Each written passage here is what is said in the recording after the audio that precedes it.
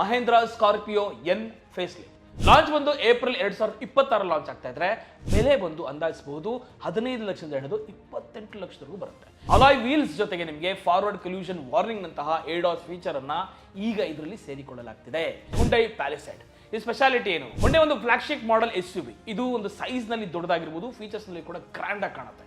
ಇನ್ನು ಲಾಂಚಿಂಗ್ ವಿಷಯ ನೋಡೋದಾಯ್ತು ಅಂದ್ರೆ ಏಪ್ರಿಲ್ 2026 ಲಾಂಚ್ ಆಗ್ತಾ ಇರೋದು. ಇದಕ್ಕೆ ಬೆಲೆನ ನೋಡೋದಾಯ್ತು ಅಂದ್ರೆ 40 ಲಕ್ಷದಿಂದ ಹಿಡಿದು 55 ಲಕ್ಷದವರೆಗೂ ಬರುತ್ತೆ. ಇನ್ನು ನೀವು ಇಂಜಿನ್ ನೋಡೋದಾಯ್ತು ಅಂದ್ರೆ 3.8 ಲೀಟರ್ V6 ಪೆಟ್ರೋಲ್ ಜೊತೆಗೆ 2.6 ಲೀಟರ್ ಟರ್ಬೋ ಡೀಸೆಲ್ ಕೂಡ ಒಂದು ಆಯ್ಕೆಯನ್ನ ಮಾಡ್ಕೋಬಹುದು. ಟೊಯೋಟಾ ಹೈರೈಡರ್ 7 ಸೀಟರ್ ಇದೊಂದು ಬೆಸ್ಟ್ ಗಾಡಿ ಅಂತ ಹೇಳ್ಬೋದು. ಯಾಕಂದ್ರೆ ಮೈಲೇಜ್ ನ ಮಾಂತ್ರಿಕ ಹೈಡರ್ ಈಗ ದೊಡ್ಡ ರೂಪದಲ್ಲಿ ಬರ್ತಾ ಇರೋದು. ಇನ್ನು ನೀವು ಇದನ್ನ ಲಾಂಚ್ ನೋಡೋದಾಯ್ತು ಅಂದ್ರೆ ಮಾರ್ಚ್ 2026 ಬರಲಿದೆ. ಪ್ಲಸ್ ಬೆಲೆನ ನೋಡೋದಾಯ್ತು ಅಂದ್ರೆ 13 ಲಕ್ಷದಿಂದ ಹಿಡಿದು 22 ಲಕ್ಷದವರೆಗೆ ಬರಬಹುದು. ಸುಜುಕಿ ಈ ವಿಟಾರಾ ಇದರಲ್ಲಿ ಸ್ಪೆಷಾಲಿಟಿ ಎಲೆಕ್ಟ್ರಿಕ್ ಜಗತ್ತಿನಲ್ಲೇ ಮಾರುತಿ ಒಂದು ಸುಜುಕಿ ಈಗ ಒಂದು ಮೊದಲ ಹೆಜ್ಜೆಯನ್ನು ಇಡ್ತಾ ಇದೆ. ಅದು ಕೂಡ ಲಾಂಚ್ ಆಗ್ತಾ ಇರುತ್ತದೆ 2026 ಏಪ್ರಿಲ್ ನಲ್ಲಿ.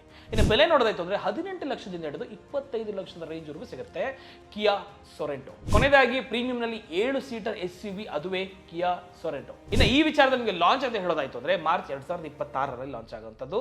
ಪ್ಲಸ್ ಬೆಲೆ ಬಂದು 28 ಲಕ್ಷದಿಂದ ಹಿಡಿದು 35 ಲಕ್ಷದವರೆಗೂ ಬರುತ್ತೆ. Boss Vala, B the boss.